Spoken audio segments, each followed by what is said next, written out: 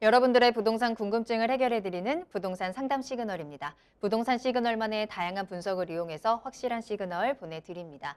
계속해서 김광섭 이사님과 함께하고 있습니다. 첫 번째 사연 문자 확인할게요. 먼저 끝번호 1942번으로 보내주셨습니다. 김포 한강신도시 마산역 이편한 세상 한강신도시 2차에 거주를 하고 있습니다. 2년 넘었고요.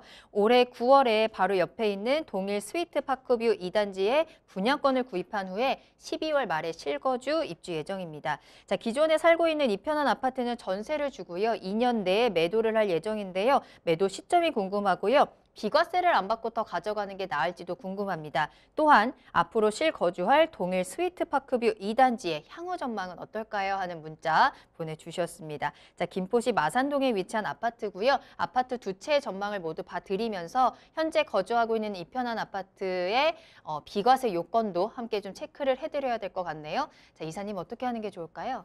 예, 일단은 뭐 그 구입하셨을 때 이쪽 지역이 조정 대상 지역은 아니었죠. 현재 지금 조정 대상 지역이 된 거고, 그렇기 때문에 이제 일시적인 이주택에 대한 어떤 기간 자체가 좀 양호한 겁니다. 그래서 요거 같은 경우는 좀 더 뭐랄까요, 또 단기간 내 매도를 하는 것보다는 김포시에 있는 김포 이쪽 주변 지역에 위치해 있는 아파트 같은 경우는 좀 2년이라는 어떤 기간을 잘 좀 잘 활용해서 매도 시기를 좀 더 뒤로 해서 매도 시기를 좀 잡는 게 좀 더 낫지 않을까 싶어요. 전체적으로 보게 되면 이 김포 한강시도시가 이렇게 위치해 있죠. 이 전체의 아파트에 대한 그 세대수가 상당히 좀 큽니다. 또 주변 지역 자체가 신도시이다 보니까 뭐 주변 지역의 녹지 공간이라든가 학군 시설이라든가 또 상권이 상당히 좀 잘 되어져 있는 지역에 위치해 있어요. 이런 아파트들 같은 경우 또 현재 좀 흐름 자체를 보게 되면 이 앞으로 그 전세 수요, 그 서울 지역에서 거주하고 있는 전세 수요자들이 이렇게 이제 아파트를 구입하고자 하는 어떤 그 충족 수요로 이제 바뀌게 되면서 어쨌든 간에 전세가가 매매가를 좀 받쳐주고 있는 것이 오히려 좀 상당히 좀 튼튼하게 움직이는 것이 바로 이쪽 지역이거든요. 그렇다면 오히려 뭐냐면 이런 것들은 좀 더 뭐랄까요, 단기적으로 매매를 치는 것보다는 좀 약간 중장기적으로 끌고 가도 나쁘지 않다. 그래서 일시적인 이주택에 대한 활용을 충분히 활용하면서 매도하시는 게 낫다. 이렇게 좀 말씀을 좀 드릴 수가 있을 것 같고요. 현재 같은 경우 이 마산역 쪽 주변 지역이라든가 이 주변 지역 자체가 아직까지 상당히 좀 큰 호재를 가지고 있어요. 김포는 항상 얘기를 하지만 여러 가지 호재가 위쪽에 있는 일산의 어떤 GTX에 대한 큰 호재보다는 오히려 더 낫습니다. 또 가격대도 나쁘지가 않고요. 좀 가격이 뭐 뭐랄까요, 한두 달 사이에 뭐 얼마가 올랐다 이렇게 좀 방송으로 좀 많이 나오는데 그것도 좀 약간 부족합니다. 좀 더 오를 수 있는 힘은 있는 거예요.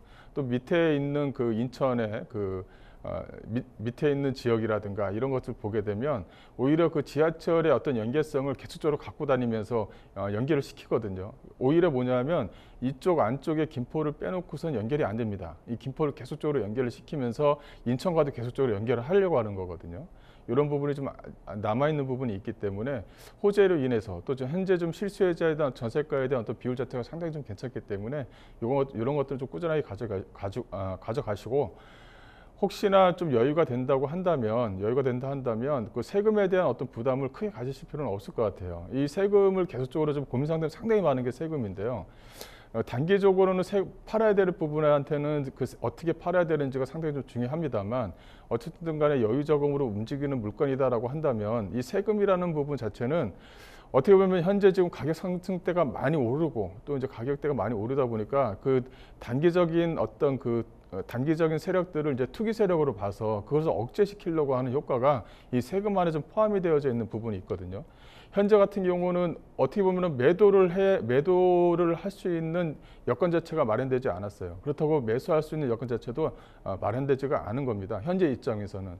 그렇다면 어느 시점에 가게 되면 매도할 수 있는 여건 자체를 만들어줘야 또 이게 좀 주변 지역에 활력을 또 붙게 되고 이게 저 가격에 대한 꼭 가격 상승만 보는 것이 아니라 이 아파트 전체적인 가격을 하향하면서 안정화시킬 수 있는 것도 매도에 대한 어떤 매듭을 풀어야 되는 부분이 있거든요. 그 매듭 가지고 있는 사람들의 어떤 세금 자체를 어떻게 풀 것이냐라는 것도 숙제로 좀 남아있는 부분이 있습니다. 이것이 이제 3기 신도시의 공급 물량이라든가 어떤 그 전체적으로 주거 안정화가 보편화됐다고 한다면 매수, 즉 아파트를 구입하는 사람들에게 혜택을 주는 것보다는 매도하려고 하는 사람들에게 혜택을 더 주려고 아마 그러지 않을까 싶어요. 그래야지만 이게 전체적으로 균형이 맞는 거거든요.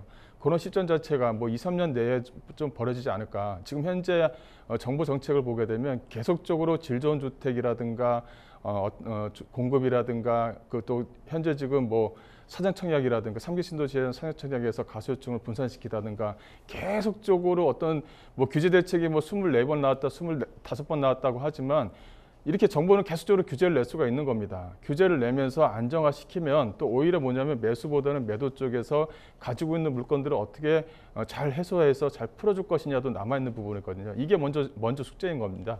요게 이제 2, 3년 내에 또 풀어지지 않을까 싶어요. 그래서 이런 어떤 좋은 아파트, 좋은 지역에 있는 아파트 같은 경우는 좀 더 그 여유를 가지고 좀 접근하셔도 나쁘지가 않다. 매도 시점을 좀 빨리빨리 잡으시려고 너무 이렇게 서두르지 않으셨으면 좋겠어요. 예.